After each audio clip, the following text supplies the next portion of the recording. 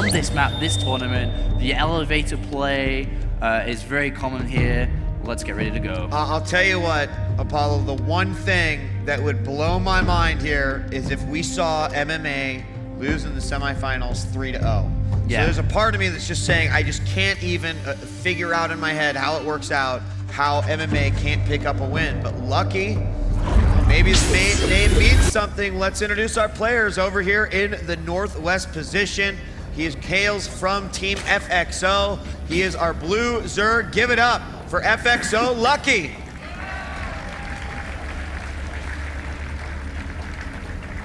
And a man that really needs no introduction. He's been just devastating over in Korea, winning a few international events as well. Our Red Terran hailing for Team Slayers. Give it up for MMA.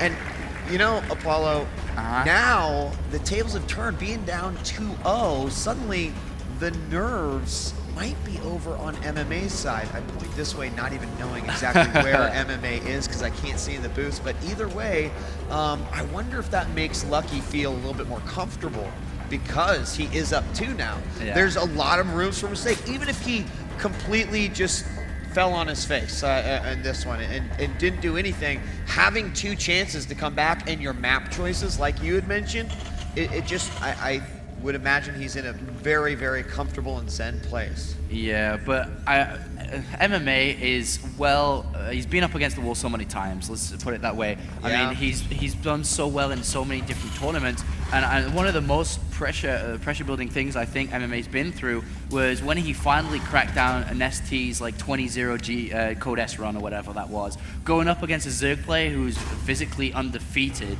and then knowing the fact that this is gonna be hard, and then coming out and winning it, this is also gonna be hard, and I'm sure that he's gonna be able to put the same kind of theory. The thing what I do love the most in tournaments like this is on-the-spot adaptation. You have literally 2 minutes, team talk or whatever, and you gotta go, so this is good. Yeah, and you know what? Having that team support here as well, because you mention it, it's not just one mind, but actually multiple minds working together, evaluating the game, seeing what works, saying, hey, from my perspective, I saw you make this mistake, and had it not happened, you would have won that game, or you at least wouldn't have lost to said push.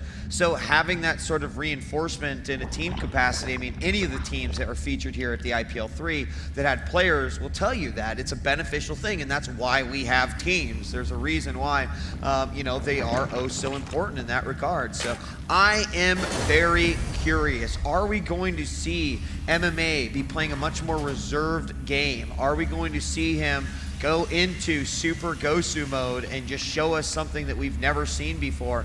Either way, just to think, and it looks like some not really pressure being applied, just the SCV and the Marine comes up, but we'll completely just retreat back. And I think he's just gone back into gas now, and he's going to get the speed upgrade. Oh, actually, no, sorry, he's just gone into gas for the first time. I was getting excited there. And we have a starport thrown down really, really early here. So it looks like we're going to be seeing Medivac and then Heli Marine drop into the main base. And you can, like you mentioned, you know, abuse that lower, higher ground as well, have Hellions on the low ground and Marines on the top. So I think we're going to be seeing that drop very, very shortly from MMA here, and then we'll be expanding behind it. And meanwhile, we got a spine crawler thrown down, and I'm watching the gas, man. I'm watching this gas. Is he going to pull out? Yeah, I mean, I think he sees all these units in the middle of the field, and actually it created a huge response from Lucky. He created a lot of lings. He threw down the spine crawler. He's got his main queen down below, and there is going to be a little push here, but he's certainly, you know, worried about it. Looks like he will be able to hold on to it quite nicely. That spine crawler finishing just in time, but he is not injecting at the main hatchery. He's finally going to start moving that queen back so he can get that going as well. And here comes these units from the back. He's got to be careful here. Speed not quite yet done, but this is not a force that he can just directly attack with. And an Overlord goes in from Lucky here really early because he wants to know what MMA is trying to do here. And what we are going to have is a Banshee come out, and he is going to get the scout there. He sees it, he knows what's going on, and instead of throwing down that Roach Warren, he goes for a layer fast instead. So he's going to be looking for that, and a bit of a fake here, as you can see. But the thing is, he's going to get the gas scout as well. So I'm pretty sure that he knows that that's not going to be close. Right, either that or he's like, what sort of crazy build is it? And there it is, the cancel off of that. It's just the one Banshee's gonna come out, and he's gonna have to, you know, well, he's gonna defend perfectly fine with 2 queens here at the main. Actually, that is the queen from the natural, so 3rd queen is on the way, though. I just don't see this doing much. Actually, if he goes into the natural, he's going to be able to do a lot more damage than if he goes into the main, but instead, he decides to go right in between the two, which is pretty much a wash. And it's gonna good harassment here, picking off 2 drones and forcing a lot of queens moving around. May miss a couple of lava injects if he's not careful, but he's gonna be able to go for this relatively early spire here, and I think that's what he's gonna do. We'll have to see now. He's at layer now, and it has been constructed. Yeah, so he's gonna go for a very early spire here, and that pressure is pretty nice, as you can see. Lucky's actually made a mistake. He has 4 in gas on the natural, and just putting the pressure back on here, and he does. No, he still has it in actually, but the spire's gonna be coming here, and over in MMA's base, he's only just now starting stim, and Medivac is on the way too, but did he scout the spire? I don't think he did, but he did. He didn't even see the layer because he went into the natural rather than the main base as well. Yeah, it's a good point. I mean, he skirted right through the middle and was a bit indecisive about that, so, you know, does he at least think that it could be coming? It's hard to say. He has scouted all 4 gases been taken, and you only really do that when you're going to go spire. So I'm pretty sure he knows it's coming. As you can see, the engineering base down as well.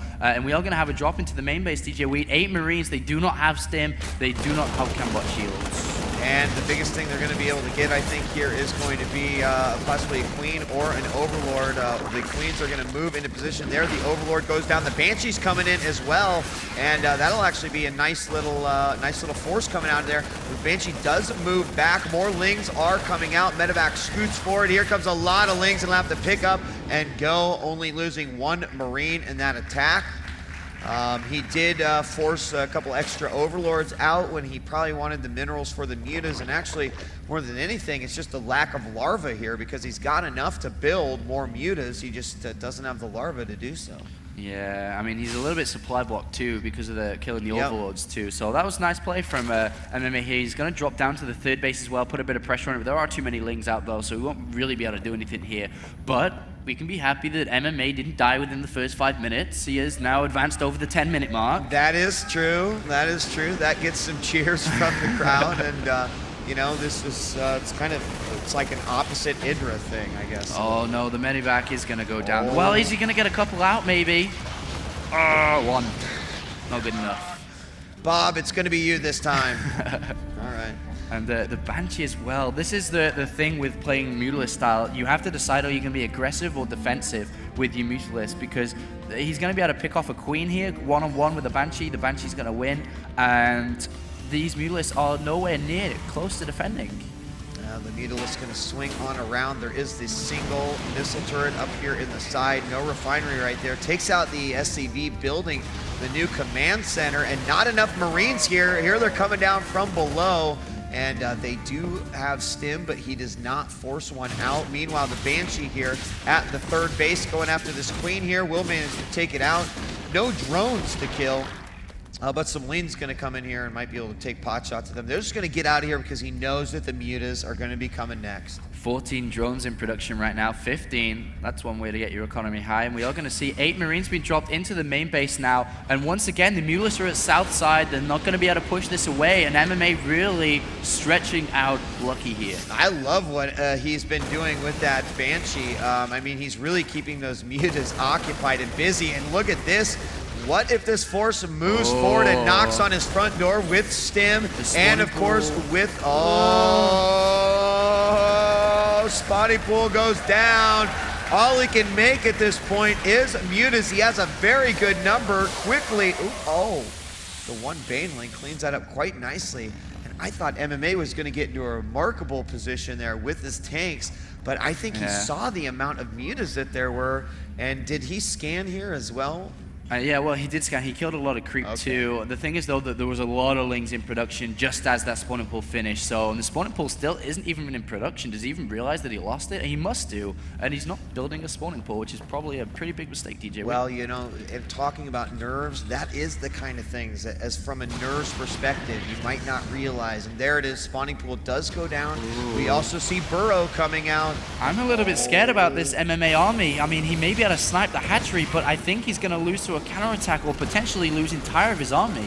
Well, this counterattack is going up right through the front. There's actually pretty good if he can target down some of these Banelings, but no, the Banelings go right in for the bus, and they're not done yet. They're going right in through the front door as well. Yes, the third base may go down, but what about the main of MMA? Oh my god, MMA is on the verge of losing this game to just a counterattack. He was in great position. His army is out of position. That's one thing. SCVs are going down, DJ Wade.